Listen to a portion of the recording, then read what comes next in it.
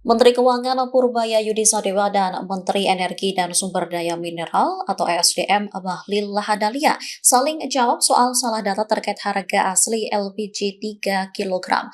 Purbaya mengaku akan mempelajari kembali data harga asli LPG yang dimiliki Kementerian Keuangan. Menteri SDM Bahlil sebelumnya merespon pernyataan Menko Purbaya terkait harga asli LPG 3 kg.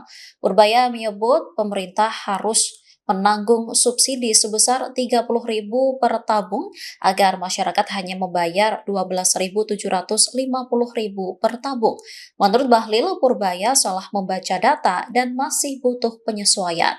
Merespon pernyataan Bahlil, Purbaya mengaku pihaknya tengah mempelajari data di Kemenko terkait data yang ia paparkan di Komisi. Download Tribun X sekarang, menghadirkan lokal menjadi Indonesia.